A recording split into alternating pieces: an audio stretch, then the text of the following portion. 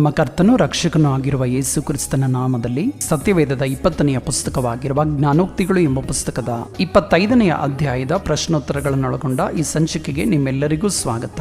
ಈ ಸಂಚಿಕೆಯಲ್ಲಿ ಇರುವ 11 ಪ್ರಶ್ನೆಗಳಲ್ಲಿ 10 ಪ್ರಶ್ನೆಗಳಿಗೆ ಉತ್ತರಗಳನ್ನು ನೀಡಲಾಗಿರುತ್ತವೆ. ಉಳಿದ 1 ಪ್ರಶ್ನೆಗೆ ಕಮೆಂಟ್ ಬಾಕ್ಸ್ ನಲ್ಲಿ ಉತ್ತರವನ್ನು ನೀಡುವ ಅವಕಾಶವನ್ನು ಕಲ್ಪಿಸಲಾಗಿರುತ್ತದೆ. ಹಾಗಾಗಿ ಈ ಸಂಚಿಕೆಯನ್ನು ಪೂರ್ತಿಯಾಗಿ ವೀಕ್ಷಿಸುವುದರ ಮೂಲಕ ನೀವು ಉತ್ತರಿಸಲಿರುವ ಪ್ರಶ್ನೆ ಯಾವುದೆಂದು ಗಮನಿಸಿ ಕಮೆಂಟ್ ಬಾಕ್ಸ್ ನಲ್ಲಿ ಉತ್ತರಿಸಲು ಪ್ರಯತ್ನಿಸಿ. ಹಾಗಾದರೆ ಬನ್ನಿ ಇಂದಿನ ಸಂಚಿಕೆಯನ್ನು ಆರಂಭಿಸೋಣ.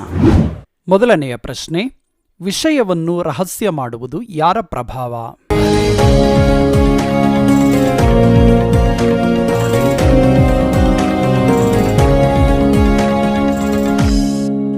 ಉತ್ತರ, ದೇವರ ಪ್ರಭಾವ. ಎರಡನೆಯ ಪ್ರಶ್ನೆ, ಆತ್ಮವನ್ನು ಸ್ವಾಧೀನ ಮಾಡಿಕೊಳ್ಳದವನು ಯಾವುದಕ್ಕೆ ಸಮಾನ?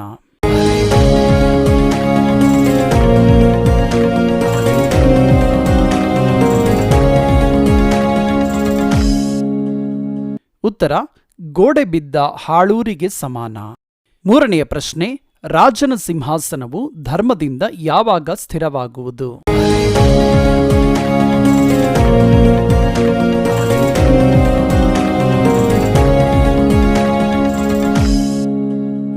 ಉತ್ತರ, ಅವನ ಸಮ್ಮುಖದಿಂದ ದುಷ್ಟರನ್ನು ತೆಗೆದುಹಾಕಿದಾಗ. ನಾಲ್ಕನೆಯ ಪ್ರಶ್ನೆ, ಯಾವುದರ ಕುರಿತು ಹೆಚ್ಚಾಗಿ ಯೋಚಿಸಬಾರದು?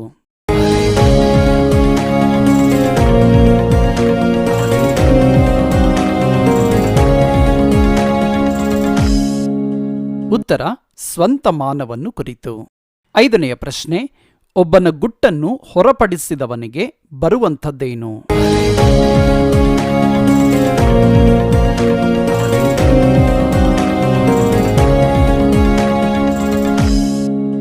ಉತ್ತರ, ಅಪಕೀರ್ತಿ. ಆರನೆಯ ಪ್ರಶ್ನೆ, ಕಷ್ಟಕಾಲದಲ್ಲಿ ಯಾರಲ್ಲಿಡುವ ನಂಬಿಕೆಯು ಮುರುಕು ಹಲ್ಲು?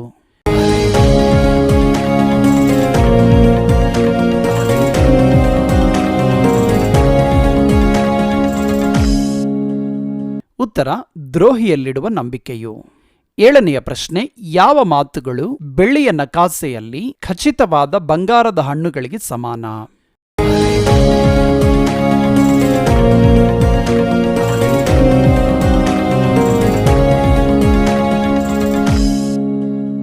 ಉತ್ತರ, ಸಮಯೋಚಿತವಾದ ಮಾತುಗಳು. ಎಂಟನೆಯ ಪ್ರಶ್ನೆ, ವೈರಿಯ ತಲೆಯ ಮೇಲೆ ಯಾವಾಗ ಕೆಂಡೆ ಸುರಿದಂತಾಗುವುದು?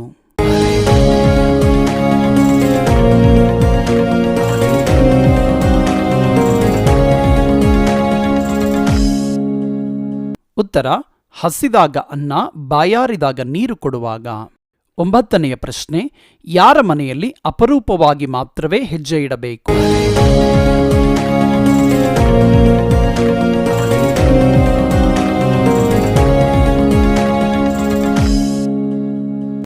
ಉತ್ತರ, ನೆರೆಯವನ ಮನೆಯಲ್ಲಿ.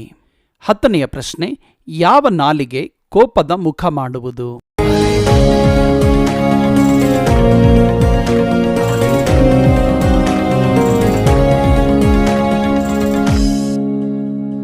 ಉತ್ತರ, ಚಾಡಿಯ ನಾಲಿಗೆ.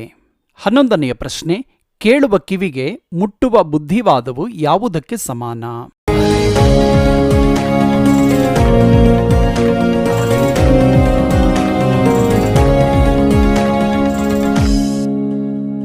ಈ ಪ್ರಶ್ನೆಗೆ ನೀವೇ ಕಮೆಂಟ್ ಬಾಕ್ಸ್ನಲ್ಲಿ ಉತ್ತರಿಸಿ. ಸತ್ಯವೇದದ ಪ್ರಶ್ನೋತ್ತರಗಳನ್ನೊಳಗೊಂಡ ಈ ರೀತಿಯ ಸಂಚಿಕೆಗಳು ಸೋಮವಾರದಿಂದ ಶುಕ್ರವಾರದವರೆಗೆ ಪ್ರತಿದಿನ ಸಂಜೆ 6 ಗಂಟೆಗೆ ಕೃಪಾ ಸಮೃದ್ಧಿ ವಿಜಯಪಾಲ್ ಎಂಬ ಯೂಟ್ಯೂಬ್ ಚಾನೆಲ್ನಲ್ಲಿ ಪ್ರಸಾರ ಮಾಡಲಾಗುವುದು. ಈ ಸಂಚಿಕೆ ನಿಮಗೆ ಇಷ್ಟವಾದಲ್ಲಿ ಲೈಕ್ ಮಾಡುವುದರ ಮೂಲಕ ಮತ್ತು ಈ ಚಾನೆಲ್ಗೆ ಸಬ್ಸ್ಕ್ರೈಬ್ ಮಾಡಿಕೊಳ್ಳುವುದರ ಮೂಲಕ ನಮ್ಮನ್ನು ಪ್ರೋತ್ಸಾಹಿಸಿ.